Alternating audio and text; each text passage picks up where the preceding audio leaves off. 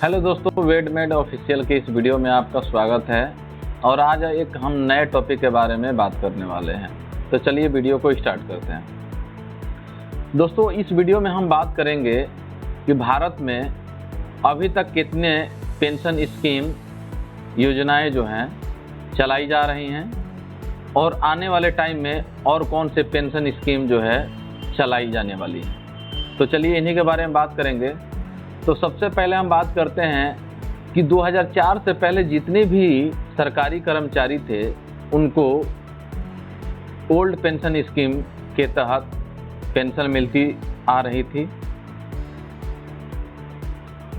2004 के बाद जितनी भी नियुक्ति आई, जितने भी कर्मचारियों की नियुक्ति हुई, उनको एनपीएस में रखा गया, नेशनल पेंशन स्कीम के अंतर्गत उनको रखा गया।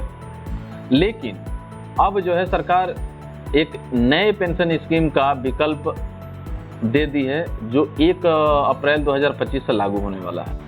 यानी एनपीएस के अंतर्गत जितने भी कर्मचारी हैं उनको एक विकल्प है कि यदि आप चाहें तो 1 अप्रैल 2025 से आप एनपीएस से यूपीएस में जा सकते हैं। यानी यूपीएस का आप फ़ायदा ले सकते हैं। जिनको पसंद है वही जाए, जिनको पसंद नहीं है वो एनपीएस में बने रहें। लेकिन अब हम बात करते हैं कि इन तीनों में अंतर क्या है, ओपीएस, एनपीएस, यूपीएस। तो देखिए, यूपीएस जो पेंशन स्कीम थी वो केवल सरकारी कर्मचारियों के लिए लाई गई और उन कर्मचारियों के लिए लाई गई जिनकी नियुक्ति 2004 से पहले की गई हुई। उसके बाद 2004 में जो है प्राइवेट जितने भी कर्मचारी थे उन लोगों ने भी धरना प्रदर्शन करना शुरू कर दिया कि हमारे बारे में भी सोचा जाए, हमारे भी पेंशन के बारे में कुछ नियम कानून बनाया जाए। तो फिर गवर्नमेंट ने एक नई पेंशन स्कीम का प्रोविज़न लाया जिसे नेशनल पेंशन स्कीम के नाम से जानते हैं। अब इस पेंशन स्कीम में सरकारी कर्मचारी भी जो हैं आ जाते हैं और प्राइवेट कर्मचारी भी आ जाते हैं, दोनों इसका लाभ ले रहे हैं। लेकिन ओपीएस के कंपेयर में एनपीएस में बहुत सारे लॉसेस हुए, बहुत सारी कमियां उसके कंपेयर में हैं। पहले तो कमियां यही है कि इसमें जो है पर मंथ कर्मचारी को, चाहे वो प्राइवेट कर्मचारी हो चाहे सरकारी कर्मचारी हो, उसको पर मंथ अपनी सैलरी के बेसिक प्लस डीए का 10% देना पड़ेगा पर मंथ। और उसमें गवर्नमेंट जो है आपका 14% कंट्रीब्यूशन रहेगा। लेकिन ओपीएस में ऐसा कुछ भी नियम नहीं है, आपको कोई मंथली पैसा नहीं देना पड़ेगा, कोई पैसा नहीं कटाना पड़ेगा। लेकिन यूपीएस में भी क्या है कि अगर कोई कर्मचारी एनपीएस से यूपीएस में जाता है तो उसको भी 10% देना पड़ेगा। लेकिन इसमें क्या है कि गवर्नमेंट उसमें एनपीएस में 14% दे रही थी, तो इसमें 18.5% का कंट्रीब्यूशन करेगी आपके पेंशन के लिए। लेकिन यूपीएस जो है ये केवल सरकारी कर्मचारियों के लिए है, ये प्राइवेट कर्मचारी के लिए नहीं है। ये एक विकल्प के तौर पे लाया गया है कि अगर एनपीएस के जितने भी कर्मचारी हैं, एनपीएस के अंदर जितने भी कर्मचारी आ रहे हैं, वो चाहे तो 1 अप्रैल 2025 से यूपीएस में जा सकते हैं। यूपीएस के क्या फ़ायदे हैं कि यूपीएस में भी आपको कोई जो है कि आप अगर रिटायरमेंट होते हैं तो आपको रिटायरमेंट ईयर का जो एवरेज सैलरी होगा उसका 50% आपको पेंशन के रूप में पे किया जाएगा।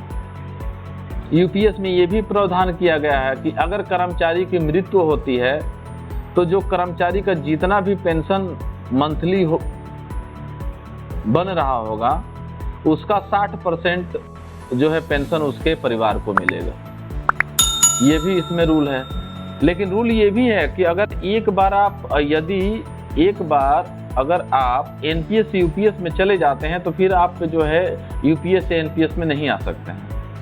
ये भी रूल है इसमें। तो ये इम्पोर्टेंस था, इसको आप देखते हुए अगर आप डिसाइड करना है 1 अप्रैल 2025 से कि आपको यूपीएस में रहना है या एनपीएस में रहना है। तो मेरे हिसाब से तो यूपीएस बेस्ट है, क्योंकि एनपीएस का पैसा का कोई गारंटी नहीं है, क्योंकि उसका पैसा जो है टोटली शेयर मार्केट में लगा है। क्या पता पैसा मार्केट आपके रिटायरमेंट तक सेफ रहेगी या नहीं रहेगी, लेकिन यूपीएस में आपकी लाइफ और आपका पेंशन मुझे ऐसा लगता है कि सेफ ही है, क्योंकि इसका पैसा जो है शेयर मार्केट में नहीं लगा है। ये आपके रिटायरमेंट के टाइम पे एक निश्चित तौर पे एक अमाउंट दिया जाएगा, उसके बाद जो है आपको पेंशन के रूप में पे किया जाएगा। ये भी है कि यूपीएस में महंगाई जैसे जैसे बढ़ेगी वैसे वैसे आपका पेंशन भी बढ़ेगा, लेकिन एनपीएस में ये चीज लागू नहीं है कि अगर आपकी महंगाई बढ़ेगी तो आपका पेंशन भी बढ़ेगा। ये केवल यूपीएस और ओपीएस में है कि अगर जैसे जैसे महंगाई बढ़ेगी वैसे वैसे आपका पेंशन भी बढ़ेगा। तो इस चीज को आप डिसाइड करें कि आपको एनपीएस में जाना है या यूपीएस में जाना है। तो आज के लिए बस इतना। यदि ये मेरी वीडियो आपको अच्छी लगी हो तो वीडियो को लाइक और चैनल को सब्सक्राइब और बेल आइकन बटन को भी प्रेस कर दीजिएगा, ताकि जितने भी नई नई वीडियो हम बनाएं वो आप तक मिलती रहे और आप उससे अपडेट होते रहें।